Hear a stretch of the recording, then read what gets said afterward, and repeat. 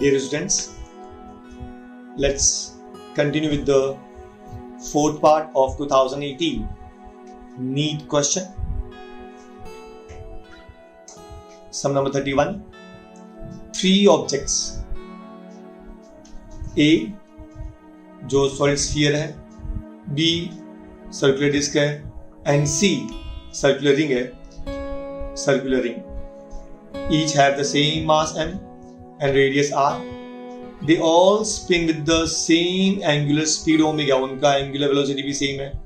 About their own symmetric axis. उनका main axis पर. The amount of work required to bring them to rest would satisfy the relation. तो बताओ उनका work done का relation निकालना है. पहला कौन है? स्फीयर. दूसरा कौन है? Circular disc. तीसरा कौन है? Circular ring. तीनों का मास सेम है, तीनों का रेडियस सेम है, लेकिन और तीनों का एंगुलर स्पीड ओमेगा है. तो बताओ किस में आपको ज्यादा वर्क डन करना पड़ेगा, किस में आपको वर्क डन कम करना पड़ेगा. Is that clear? Now you know that work done is the change in kinetic energy. Work done is the change in kinetic energy. So work done dW and change in kinetic energy of rolling body is half I omega square. I is called as moment of inertia. Omega is angular velocity. लेकिन remember angular velocity तो same है. इसका मतलब change in work done is directly proportional to moment of inertia because omega is constant. So change in work done is directly proportional to moment of inertia, that is I. अच्छा, what is the moment of inertia of sphere? 2 by 5 mr square. Moment of inertia of disk 1 by 2 mr square. Moment of inertia of ring mr square. ये आपको सबके फॉर्मूले याद होना चाहिए. Is that clear? Moment of inertia of sphere, solid sphere है 2 by 5. Because hollow sphere का 2 by 3 mr square. Is that clear? What is the moment of inertia of the rod? ml square by 12 passing through center. और one end भी करेंगे तो ml square by 3. I hope you got it. ये सभी आपको at least ये 5 आपको moment of inertia याद होना चाहिए. Sphere, then disc, then ring, then moment of inertia of the rod. I hope you got it. और सिलेंडर, ये आपको 5 याद होना चाहिए. आगे चलते हैं. So moment of work done of A is to B is to C is equal to ratio of moment of inertia of A, that is sphere, B, that is disc, C, that is ring. Then the moment of inertia of sphere is 2 by 5 mr square, disc का half mr square, ring का mr square. तीनों में cancel.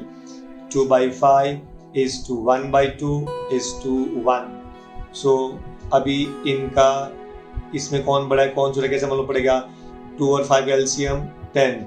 So पूरे तीनों terms को 10 से multiply कर दो. 2 by 5 into 10, 1 by 2 into 10, 1 into 10.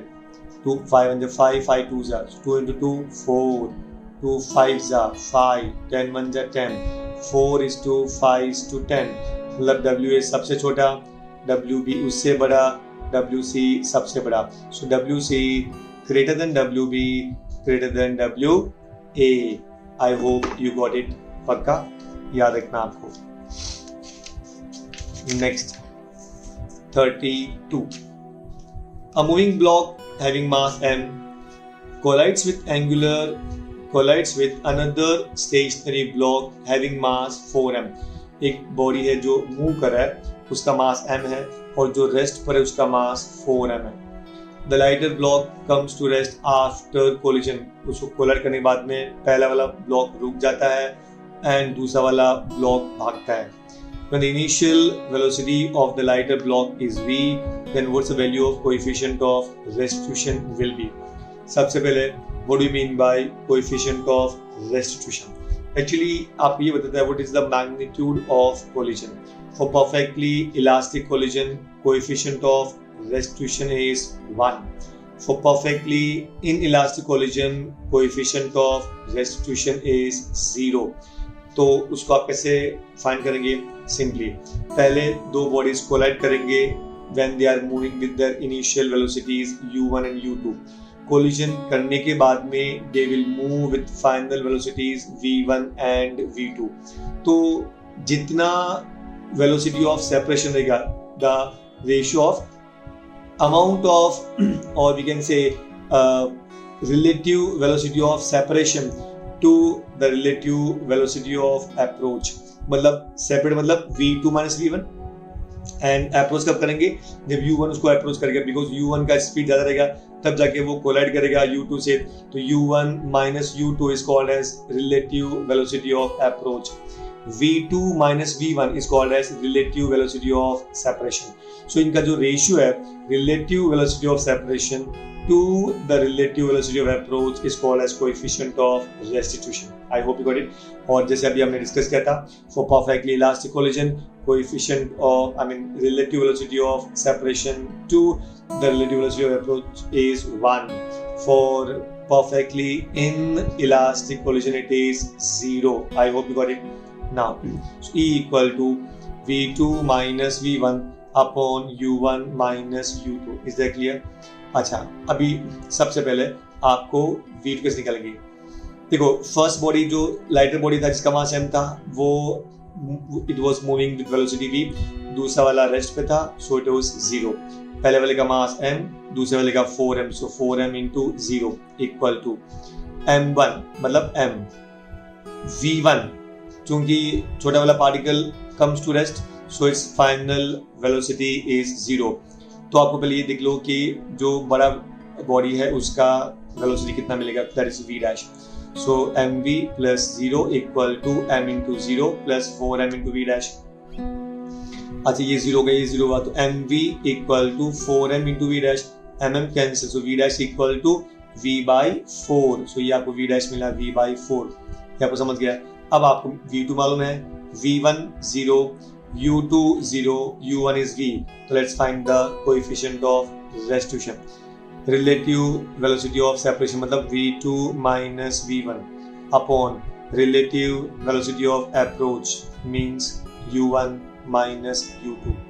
v2 कितना, v by 4 minus v1 0 upon u1 v minus u2 0. तो v by 4 minus 0, v by 4 divided by v minus 0, v gets cancelled, 1 by 4, that is 0.25. I hope आपको ये समझा रहेगा पक्का. Next 33. Which of the following statements is incorrect? आपको देखो इसमें wrong क्या है. Frictional force opposes the relative motion. Yes, frictional force हमेशा oppose करता है. What do you mean by frictional force? You know, a force exerted between the two bodies in contact tending to prevent the relative motion between them. Tending to prevent the relative motion मतलब they oppose. Clear हुआ? Second, limiting value of static friction is directly proportional to normal reaction. Yes, देखो ये आपका formula है. Limiting force of static friction is directly proportional to normal reaction. Proportional sign should be replaced by constant. So F equal to mu s into constant, and mu s is called as coefficient of static friction. Is that clear? So coefficient of static friction mu s equal to F by N. F मतलब force, normal reaction मतलब force. दोनों force मतलब cancel. So इसका कोई भी unit नहीं रहेगा. So दूसरा, limiting force of static friction is directly proportional to normal reaction. ये भी statement correct है. तीसरा, rolling friction is smaller than sliding friction. Correct है. There are 3 friction. One is called as static friction. दूसरा sliding friction. तीसरा rolling friction. अगर कोई body rest पर है उसका फ्रिक्शन सबसे ज्यादा, तो स्टैटिक फ्रिक्शन सबसे ज्यादा. फिर वो स्लाइड करेगा तो फ्रिक्शन उससे कम होता है. Sliding friction is less than static friction. जब बॉडी रोल करता है तो उसका फ्रिक्शन सबसे कम, तो रोलिंग फ्रिक्शन सबसे कम. तो अभी उसमें समझा आपको. तो rolling friction is smaller than sliding friction, also rolling friction is less than static friction, and sliding friction is less than static friction. I hope you got it. तो आपको ये थर्ड वाला भी करेक्ट है. Coefficient of sliding friction has dimensions of length, ये wrong है। Coefficient of sliding friction is equal to F by N, force upon force will get cancel, इसका कोई डायमेंशन नहीं होता है। I hope you got it. पक्का। 34 a toy car with charge Q, एक छोटा सा चिंटू सी कार है, टॉय कार है, उस पे एक चार्ज Q लगा दिया है, moves on a frictionless horizontal plane surface, वैसा प्लेन सरफेस पे मूव कर रहा है under the influence of the uniform electric field E bar, electric field E bar है, उसकी वजह से वो मूव कर रहा है। Due to the force QE, उस पर फोर्स कौन लगेगा? QE, because electric intensity is defined as force per unit charge and the force is equal to Q into E. Its velocity increases from 0 to 6 meter per second in 1 second duration. मतलब पहला time t equal to 0 था, उसका speed 0 था, 1 second में उसका speed हो गया 6 metre per second. At that instant, the direction of field is reversed. अब आपने डायरेक्शन उसका फील्ड को रिवर्स कर दिया। The car continues to move for 2 more seconds under the influence of the field. Field की influence में वो 2 second और मूव करता है, मतलब t इक्वल 2 सेकंड्स तक और t इक्वल 3 सेकंड्स, उसके बाद में रेस्ट आता है। The average velocity and the average speed of the toy car between 0 to 3 seconds are respectively. अब आप ये देखना है कि 0 से 3 सेकंड के बीच में उसका एवरेज वेलोसिटी कितना होगा और उसका एवरेज स्पीड कितना होगा। सबसे पहले वेलोसिटी के लिए आपको डिस्प्लेसमेंट निकालना है, स्पीड के लिए आपको डिस्टेंस निकालना है। तो आप ये देखा रहेगा कि पहले 0 से 1 सेकंड में का speed increases from 0 to 6 metre per second, 1 second में। उसके बाद में उसको हम लोग रिवर्स करेंगे तो obviously the speed will decrease and comes to rest after 3 seconds. Is that clear? देखिए अभी ये आपका टॉय कार है, टाइम t इक्वल 0 पे यहाँ पे चालू करेंगे, उसके बाद में t इक्वल 1 सेकंड में उसका स्पीड बढ़ जाता है 6 मीटर पर सेकंड। अब हम क्या करते हैं, उसको एक्सेलरेशन उसका उल्टा कर देते हैं, मतलब इलेक्ट्रिक फील्ड उसका ऑपोजिट कर देंगे। तो यहाँ पे क्या होगा, एक्सेलरेशन विल बी ऑपोजिट, मतलब रिटार्डेशन हो जाएगा। Is that clear? यहाँ पे t इक्वल टू 2 सेकंड्स है और इसके बाद में यहाँ पे time t equal to 3 seconds यहाँ पे हो गया। तो वो 3 सेकंड तक आपको फाइंड करना है कि उसका डिस्टेंस क्या रहेगा। Is that clear? सबसे पहले व्हाट इज एक्सेलरेशन, उसका फॉर्मूला था v minus u upon t। तो पहले 1 सेकंड में, पहले हम लोग 1 सेकंड करेंगे। 1 सेकंड में क्या होता है, स्पीड पहले 0, final speed is 6 metre per second. तो 6 माइनस 0, 1 सेकंड के अंदर acceleration is 6 metre per second square. आपको समझ गया? अच्छा, ये था आपका पहले t equal to 0 to t equal to 1 second, तो आपको एक्सेलरेशन मिल गया। अच्छा, इसमें पहले आप ये देखो कि what is the distance covered during 1 second. तो 1 सेकंड में 0 से 1 में डिस्टेंस आपने शुरू कहाँ से किया था, t इक्वल टू 0, वहां पे उसका स्पीड इक्वल टू 0, तो ut plus half at square, जबकि u कितना है 0 plus half, acceleration 6, time is 1 second, 1 square का 1 into 6, so 6 by 2 is 3, so 0 plus 3 that's equal to 3 meter, so distance is equal to 3 meter. I hope you got it. पक्का? ये आपको distance मिला 3 metre. 1 second आगे चले, t equal to 1 second to t equal 2 seconds. अभी 1 second से 2 second में आपको देखना है, तो ut plus half at square. Now initial velocity कितना है, 6 प्लस ये हो गया आपका half into acceleration into t square. अच्छा, अभी यहाँ पे ऑपोजिट हो गया, मतलब एक्सेलरेशन भी नेगेटिव, ये आपका हो गया minus. Now 1/2, 6 into time is 1 square, 6 × 6 minus 2 3 6 minus 3 it is 3, so distance covered is 3 meter। लेकिन वो इसी डायरेक्शन में ट्रेवल करेगा। Is that clear? Then for t equal to 2 to 3 seconds, तो अभी 2 to 3 सेकेंड्स, तो क्या होगा, यहाँ आने के बाद में वो रिवर्स हो जाएगा, मतलब यहाँ आने के बाद में वो रुक जाएगा। तो क्या होगा, t इक्वल 2 सेकेंड्स में 2 to 3, ये पहले आपका 1 to 2 था, अभी 2 to 3, so initial velocity is 0, so it will be 0 minus half because ऊपर से चल रहा है, half into 6 into t square and therefore the displacement is -3 meter. -3 metre मतलब क्योंकि वो उल्टे डायरेक्शन में जा रहा है, इसीलिए -3 सेकेंड्स. अब आप पहले फाइंड करो what is the total displacement. यहाँ से आपका डिस्प्लेसमेंट था 3, इसका 3, ये उसको उल्टा हो गया तो -3, so 3 plus 3 minus 3 and that's equal to this 3 get cancel and that's what is 3 meter.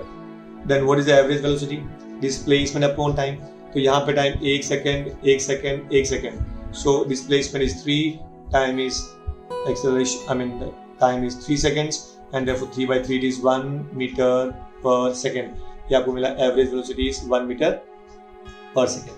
उसके बाद में देखो टोटल डिस्प्लेसमेंट, टोटल डिस्टेंस निकालेंगे तो यहाँ पे भी 3 मीटर था, यहाँ पे 3 मीटर था और यहाँ पे भी 3 मीटर ही था, सो 3 plus 3 plus 3 is 9 मीटर. एंड एवरेज स्पीड क्या हो गया? Total distance upon total time, so 9 by 3 is 3 metre per second. आपको समझा? एवरेज वेलोसिटी था आपका 1 मीटर पर सेकेंड और एवरेज स्पीड था आपका 3 metre per second. I hope आपको समझा रहेगा. पक्का, एकदम पक्का. नाउ समझिए. Look at 35th. A block of mass m is placed on a smooth inclined wedge. ऐसा wedge पे आप लिखेंगे ABC of inclination theta. ये आपका एंगल हो गया आपका थीटा, तो ये आपको एंगल दे दिया. This angle is equal to theta. Agree? As shown in the figure, the wedge is given an acceleration alpha. Wedge is given an acceleration a towards the right. अब right side में आपको acceleration दे दिया, इस तरफ ए दिया. The relation between a and theta for the block to remain stationary. तो अगर block को यहाँ पे आपको स्टेशन रखना है तो बताओ a कितना एक्सेलरेशन होना चाहिए इस एंगल पे. आई hope you got it. Now से प्लीज, ये आपका ब्लॉक रेस्ट है, एंगल मेड इज थीटा. अभी let's see the free body diagram. सबसे पहले आप वेक्टर्स निकालिए फ्री बॉडी डायग्राम का. Please here the weight acting on the body in downward is called as mg. अगर ये आपका थीटा है तो obviously this angle also will be theta. इसका नाम mg है तो इसका नाम होगा mg cos theta. अच्छा, ये आपका हमेशा नॉर्मल डायरेक्शन रहता है, इसका परपेंडिकुलर, तो इसका नाम था n. It makes an angle theta. तो अगर ये है थीटा तो ये भी थीटा रहेगा, तो जिस हिसाब में एंगल बनेगा उसका नाम होगा n cos थीटा. क्या नाम होगा? n cos theta. और this n can be resolve into 2 components. जिसके साथ में एंगल बनेगा वो n cos थीटा, और जो उसका नॉर्मल रहेगा n cos थीटा का, उसका नाम रहेगा n sin थीटा. एग्जैक्टली ध्यान दीजिए. n cos theta is balanced bye mg और ये n sin theta this is towards the centre, तो इसको बोलेंगे सेंट्रीपिटल फोर्स. मतलब ये force ma will be in the opposite direction. Exactly उसका एक्सेलरेशन a है, this will be m into a force in the opposite direction. तो n cos theta is balanced by mg and n sin theta is balanced by ma. तो हमने equate कर दिया n sin theta balanced by ma, n cos theta balanced by mg. Divide कर दो n sin theta upon n cos theta, n cancel, sin by cos tan theta, ma upon mg, mm cancel, a by g. So tan theta equal to a by g. So acceleration will be equal to g tan theta. I hope you got it. Pakka. Very good.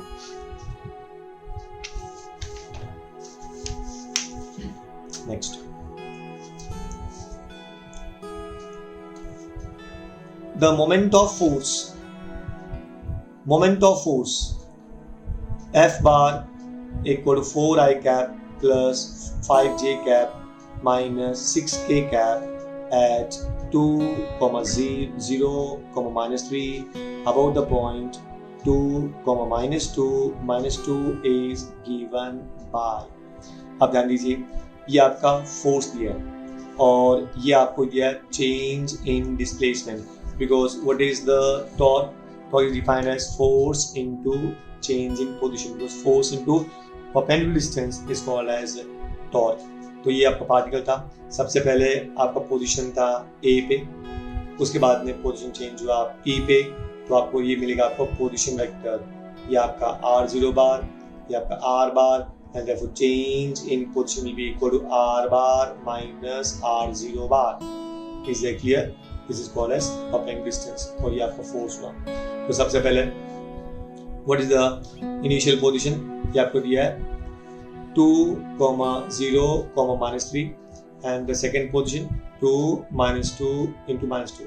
तो आपको r bar क्या दिया है 2i cap, इसको कैसे लेंगे i cap, j cap, k cap, so 2i cap in the vector form 2i cap plus 0j cap minus 3k cap minus इसका 2i cap minus 2j cap minus 2k cap। Is that clear? Subtract करो 2i cap minus 2i cap 0i cap 0j cap minus of minus plus 2j cap plus 2j cap minus 3k cap minus of minus plus 2k cap, it is minus k cap, so 0i cap plus 2j cap minus k cap and therefore r bar minus r0 bar आपको मिल गया 0i cap plus 2j cap minus k cap। Is that clear? अब आप इन दोनों को आपस में multiply, what is torque? It is r in r bar cross f bar, ये cross है मतलब वेक्टर प्रोडक्ट है, तो आपको वेक्टर प्रोडक्ट मतलब you have to solve with the help of determinants। Is that clear? It obeys right hand thumb rule। So I cap, j cap, k cap, सबसे पहले r bar का components 0, 2 and -1, फिर 4 से component 4, then 5, then -6। सबसे पहले आपको you know how to multiply i cap लिखने का, जब आप i cap लिखेंगे then i cap ये हो गया, इसको हाइड कर देने का, i cap लिखे i cap को हाइड कर देने का, तो 2 into -6 -12, फिर माइनस करके इनको मल्टीप्लाई करो 5 into -1 I hope you got it. अब देखिए how to find the cross product, पहले आप आई कैप लिखने के बाहर, फिर आई कैप वाले को हाइड कर दो, फिर इनको क्रॉस मल्टीप्लाई करो 2 into -6 -12, फिर सेकंड वाले को माइनस करने का, माइनस कर दिया, इसको माइनस करेंगे 5 into -1 -5, तो -12 प्लस 5। Is that clear? फिर लिखते हैं J cap always should be minus, तो यहाँ पे माइनस जे के लिख दिया। अब माइनस जे को आप हाइड कर दो तो क्या होगा 0 into -6 -6 into 0 minus 4 into -1, फिर k कैप लिख दो तो k को हाइड कर दो 0 into 5 minus 4 into 2। अभी सॉल्व करो minus minus plus -12 plus 5 minus 7i cap -6 into 0 0 हो गया, minus minus plus into 4i 4 into -4j, उसके बाद में 0 into 5 0 minus 4 into 2 -8 into I minus 8k cap।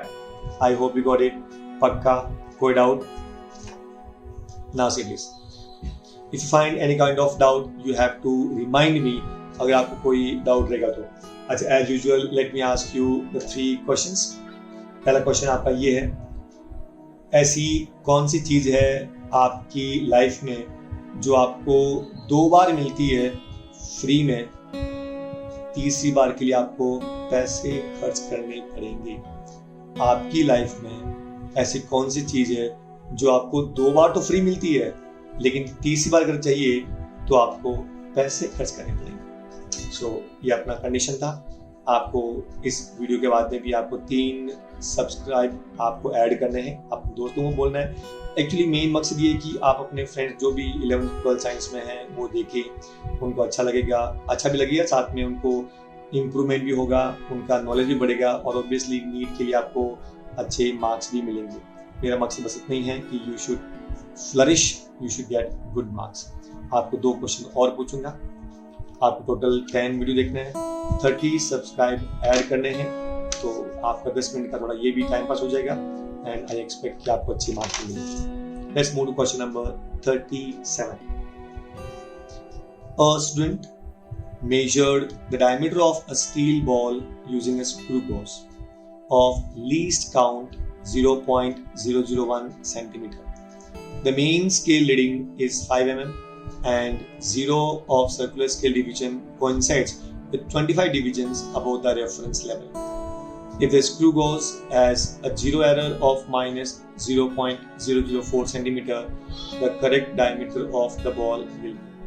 Actually, हर एक के लिए आपके पास में अगर आपको टोटल रीडिंग फाइंड करनी है तो you require 2 things.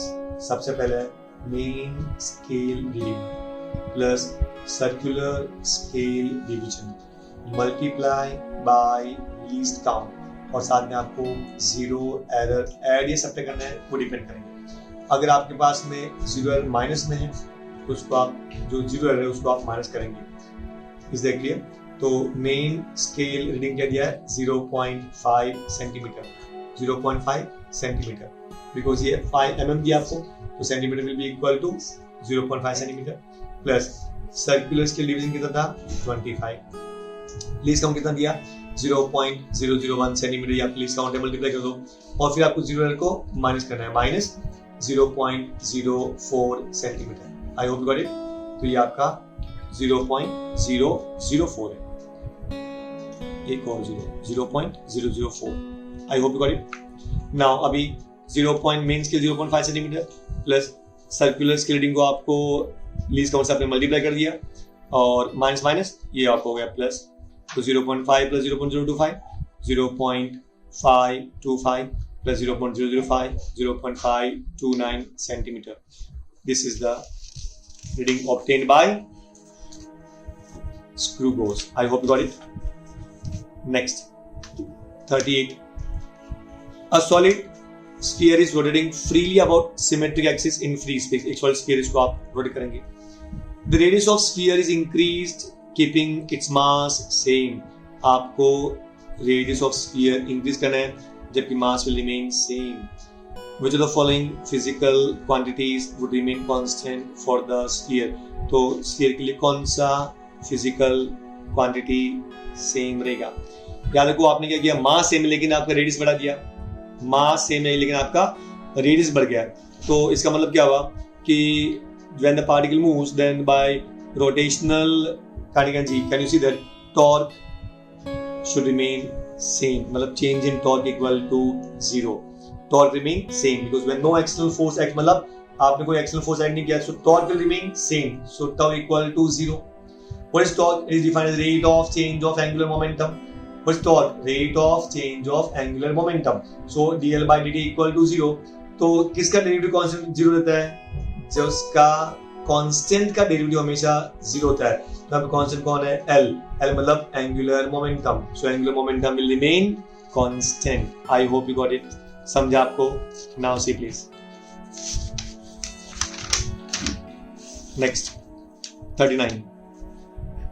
The kinetic energy of a planet is in an elliptical order about the sun at position A, B and C are K, KB and KC. Kinetic energies at point A is K, B पे KB, C पे KC. AC is the major axis, ये आपका AC is semi major axis and SB is perpendicular to AC and this SB is perpendicular to AC. ये आपको S दी है, this S is perpendicular to AB. At the position of the sun SP as shown the figure, then आपको find करना है कहाँ पे kinetic energy maximum रहेगा, कहाँ पे काइनेटिक एनर्जी मिनिमम रहेगा। अब यू नो दैट सपोज ये प्लेन आपका 3 पोर्शन है A, B and C है। ये 2 पोर्शन A सबसे बाजू में उसको बोलेंगे अपोजी और C सबसे दूर इसको बोलेंगे A सबसे बाजू में उसको बोलेंगे पेरिजी और जो अवे है उसको बोलेंगे अपोजी। याद रखना, अवे फॉर अपोजी, पास में पेरिजी। आपको याद रहेगा जब कोई भी प्लेनेट सन से दूर होता ना, then you know by second वाला द रेडियस वेक्टर ट्रेसेस और subtends equal areas in equal interval of time. Equal areas in equal interval of time, ये सबसे इंपॉर्टेंट है। इसका मीनिंग क्या हुआ कि अगर मान लो रेडियस बहुत ज्यादा रहेगा तो वो स्लो मूव करेगा, तो इसका स्पीड सबसे कम, और जो सबसे बाजू में उसका स्पीड सबसे ज्यादा। क्यों बाजू में? तो because it has to subtend equal areas in equal interval of time. ये यहाँ से 1 घंटे में भी बिल्कुल एकदम बाजू में चलेगा या 1 साल में बहुत बाजू में जाएगा, और जबकि ये 1 साल के अंदर बहुत फास्ट भागेगा। टाइम सेम है लेकिन एरिया शुड बी सेम, और उस चक्कर के अंदर क्या होता है, ये जो पार्ट है वो उसका स्पीड बहुत कम, इसका स्पीड सबसे ज्यादा। तो when speed is maximum kinetic energy is maximum, क्योंकि मास तो सेम है। स्पीड इज कम, काइनेटिक सबसे कम, इसका मतलब ए का स्पीड सबसे ज्यादा, काइनेटिक एनर्जी सबसे ज्यादा। सी का स्पीड सबसे कम, काइनेटिक सबसे कम। So can we say K greater than K B, greater than AC. I hope you got it. कोई डाउट आपको? ना सी केस. अभी एक और क्वेश्चन आप पूछ लेते हैं. अगर आपको मैं कहूँ कि अगर आपको लड्डू बहुत पसंद है और मेरा क्वेश्चन ये है कि अगर आपको लड्डू खाना है और बहुत पसंद है तो बताओ सुबह सुबह आप खाली पेट कितने लड्डू खा सकते हैं. आई रिपीट, मेरा क्वेश्चन है कि आपको लड्डू बहुत पसंद है, आप मॉर्निंग में उठे हुए हैं, उस समय आपको सबसे ज्यादा भूख लगी हुई है, तो बताओ आप खाली पेट कितने लड्डू खा सकते हैं. ये आपका क्वेश्चन नंबर 2. थोड़ी देर बाद आपको मैं थर्ड क्वेश्चन पूछूंगा. इंटरेस्टिंग है, चलते रहिए, साथ में वीडियो देखते रहिए और आपके जितने भी फैमिली में, फ्रेंड्स में, रिलेशन में जिन्होंने साइंस लिया है, नीट ले रखे हैं या सीट दे रहे हैं, उनको आप बोलिए ये वीडियो देखने के लिए, उनको बहुत ही हेल्प मिलेगी. और इसके अलावा भी अगर आपको ऐसा लगे कुछ आपको ज़रूरत है, फिजिक्स में कुछ ज़रूरत लगेगी, definitely I can find some time for you also. So keep watching this video. Sum number 40.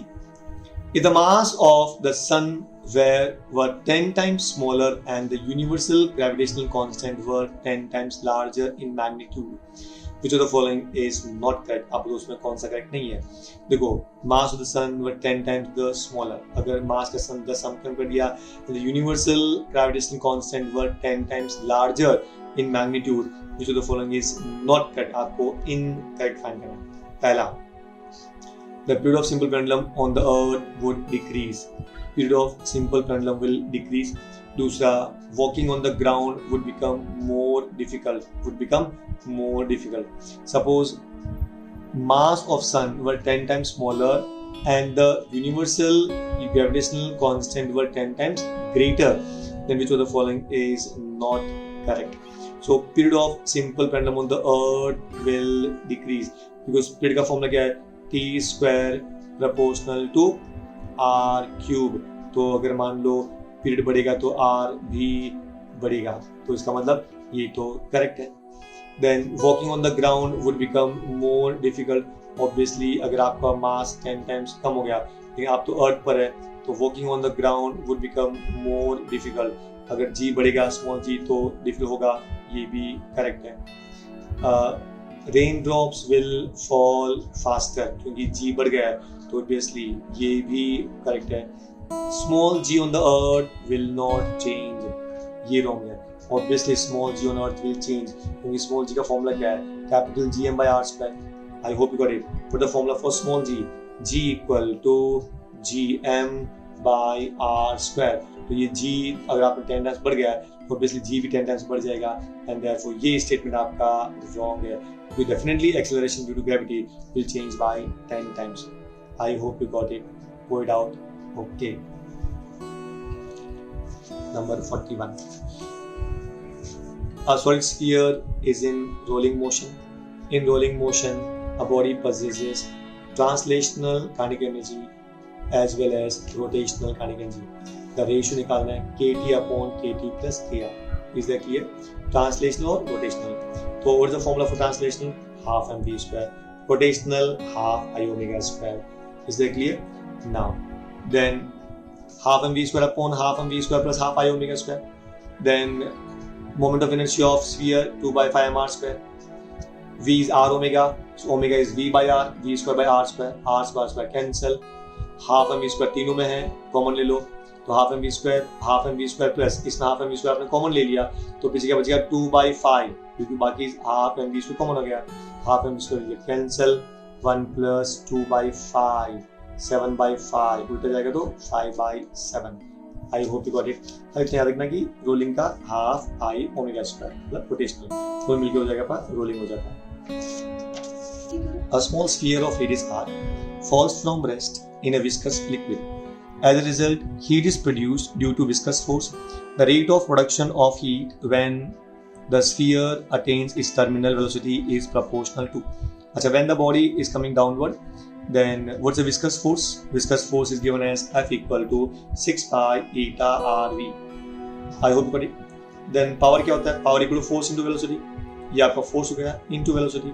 So power equal to 6 pi eta RV into V. तो V into V, V square. So P will be equal to 6 pi eta r v square. Is that clear? Now लिखनी है V क्या है? Terminal velocity. The terminal velocity is V equal to 2 by 9 r square upon eta rho minus sigma into g. इसका मतलब velocity is directly proportional to r square. तो ये आपका velocity क्या हो गया? Proportional r square. तो V इसका मतलब from here can you say velocity is directly proportional to r square. So power क्या हो जाएगा? एक r ये हो गया और v स्क्वायर मतलब r square proportional to square. v का मतलब r स्क्वायर और द होल स्क्वायर. तो r square into r square का square r is to 4 into plus 1 5. So this power proportional to r is to 5. I hope you got it. कोई doubt है आपको? See next. 43. The power radiated by a black body is P and its radiates maximum energy. It radiates maximum energy at wavelength lambda 0. If the temperature of the black body is now changed so that it radiates maximum energy at wavelength 3 by 4 lambda 0, the power radiated by it becomes Np. The value of N will be. सबसे पहले क्या था? Power is P when wavelength is lambda 0. अगर temperature is changed so that it radiates maximum energy at wavelength 3 by 4 lambda 0, तो बताओ power becomes Np. तो n का value कितना होगा? वेन्स डिस्प्लेसमेंट लो क्या बोलता है? Lambda max into absolute temperature is constant and that's equal to b. b is called as Wien's constant. इसका मतलब क्या हुआ? Lambda max into t is always constant. So lambda 1 t1 is equal to lambda 2 t2. Lambda 1 कितना दिया है? Lambda 0 into t1 equal to lambda 2 3 lambda 0 by 4 into temperature is t2. तो आप t2 क्या निकालेंगे? t2 lambda 0 by get cancel. तो क्या मिलेगा? T2 equal to 3 by 4 T1. Cross ऊपर जाएगा तो 4 by 3 T1. So T2 will be equal to 4 by 3 T1. Now, do you know that the power is proportional to 4 power of absolute temperature? I hope you got it. What's power? Rate of fall in rate of radiation मतलब Q by T. Work done by time मतलब power. So power is directly proportional to 4 power of absolute temperature. So P2 by P1 equal to T2 by T1 raised to 4. तो T2 by T1 कितना दिया है? 4 by 3 raised to 4. So 256 by 81. I hope you got it. कोई doubt आपको? This is by Stephen's law. This is by Stephen's law. आपने पढ़ा नहीं क्या? The rate of radiation Q by T proportional to 4 power of absolute temperature. Q by T proportional to T raised to 4. तो Q by 2 मतलब power. So power proportional to T raised to 4. यहाँ बोलेंगे power is proportional to T raised to 4. इसलिए P2 by P1 equal to T2 by T1 raised to 4. I hope you got it. Next चलते हैं. Two wires are made of the same material and have the same volume. The first wire has cross-sectional area A and the second wire has area 3A. ध्यान रखिए कि सब दोनों का volume same है. पहले वायर का एरिया A है और दूसरे वायर का एरिया 3 है. If length of first wire is increased by delta L on applying a force F, how much force is needed to stretch the second wire by the same amount? देखो stretching same है मतलब change in length दोनों का same है, extension मतलब दोनों का same है, फोर्स अलग अलग है. अच्छा पहले का एरिया A दिया है फिर बाद में 3 है तो वॉल्यूम सेम है. इसका मतलब ध्यान रखिए प्लीज. ये पहला वायर है उसका आपको एरिया दिया है A, change in length is delta L. दूसरे वायर का area 3A, change in length delta L. Obviously ये एरिया कम है मतलब पतला वायर है तो लंबा ज़्यादा रहेगा. ये एरिया ज़्यादा मतलब लेंथ कम रहेगा. कितना रहेगा? देखिए volume remain same. V1 equal to V2. What's the volume? Area into length. So A1 L1 equal to A2 L2. So A1 by A2 equal to L2 by L1. A1 आपको दिया A, A2 आपको दिया 3A equal to L2 upon L1. L2 कितना दिया? L2 by L1. A upon 3A, A cancel. So 1 by 3. So L2 by L1 is 1 by 3. For first wire, delta L equal to force upon area into Y into 3. Young's modulus है ना. तो Young's modulus का formula क्या होता है? By the Young's modulus का actual formula होता है, you know that Young's modulus is y is equal to f by a into capital L by small l. I hope you got it. तो आपको small L चाहिए, तो small L यहाँ जाएगा तो force upon area into Y into capital ये आपको मिल गया, तो ये आपको चेंज इन लेंथ मिल गया। I hope you got it. Then delta L is equal to F by A into Y into 3L, ये आपका ओरिजिनल लेंथ 3L है। सेकेंड वाले के लिए delta L equal to F2 upon A2 into Y into L, क्योंकि Young's modulus same है इसलिए हमने y लिख दिया। इसका ओरिजिनल लेंथ L है, ये ओरिजिनल लेंथ है और चेंज इन लेंथ L, लेकिन दोनों का चेंज इन लेंथ सेम है तो दोनों को आप इक्वेट कर दो। So from 1 and 2 F1 by AY into 3L equal F2 by 3A into Y into L। ये आपको समझे ना, जिसका एरिया A है लेंथ 3L है, जिसका लेंथ L है एरिया 3A, क्योंकि दे आर इनवर्सली प्रोपोर्शनल। तो देखो 1 area will get cancel, Y will get cancel, L will get cancel, तो F2 by F1, F2 by F1, ये F1 नीचे लेके जाओ, ये 3 ऊपर जाएगा, 3 into 3 9, 9 by 1, F2 by F1 is 9 by 1 and therefore F2 is equal to 9F। I hope you got it। मतलब इसमें मेन कैसे है, सबसे पहले वॉल्यूम सेम है तो area into length is same, तो A1 by A2 से आपको L1 by L2 मिल गया। अच्छा L1 L2 मिल गया, उसके बाद में यंग्स मॉडुलस निकालेंगे, फोर्स अपॉन एरिया, मतलब एक्चुअली ये होता है स्ट्रेस अपॉन स्ट्रेन, तो stress is force upon area into capital upon small L. Is that clear? So the last part of this 2018, a sample of 0.1 gram water at 100 degree Celsius and normal pressure, मतलब 1.013 into 10 raised to 5 Newton per meter square requires 54 calorie of heat energy to convert to steam at 100 degree Celsius. If the volume of the steam produced is 167.1 cubic centimeter, the change in internal energy of the sample is, देखो ये आपका ऐसा unit में है, ये calorie है, इसको पहले आपको जूल में कन्वर्ट करना पड़ेगा, मल्टीप्लाई बाय 4.18, याद आपको? ओके, देन पहले आपको कन्वर्ट करना पड़ेगा स्टीम के अंदर। Volume of steam produce is 167.1 cc। अच्छा पहले सपोज वॉल्यूम 0 होता है, उसके बाद इसका वॉल्यूम बढ़ेगा तो ये होगा आपका 167.1 cc, क्यूबिक सेंटीमीटर है, तो 10 कन्वर्ट करने के लिए मीटर क्यूब के अंदर 10 raised to -6 m3। The change in internal energy आपको du फाइंड करना है, और द हीट सप्लाइड याद आपको by the first law, delta Q is equal to delta U plus delta W, मतलब the heat supplied is used in two ways, to increase the internal energy and to change in temperature. I hope you got it। So delta Q is equal to delta U plus delta W is equation 1। But what's delta Q?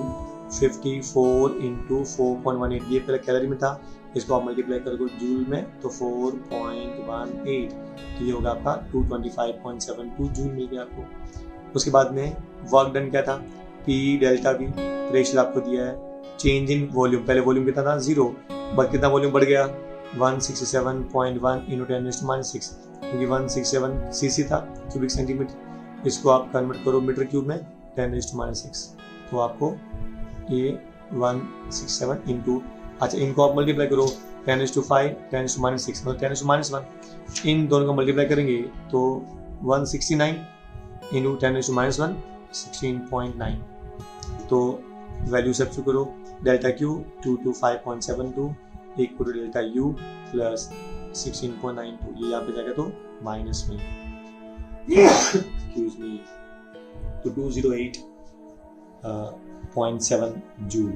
अच्छा मेरा एक question ये है, last question number 3, अगर आज Sunday है तो 49th day कौन सा होगा? आई रिपीट, अगर आज संडे है तो बोलो 49th डे कौन सा होगा? ये होगा आपका, this is your sum question number 3। So with this we will stop here only, see you soon with different video. Have a nice time, स्वस्थ रहिए, सुखी रहिए और घर में रहिए।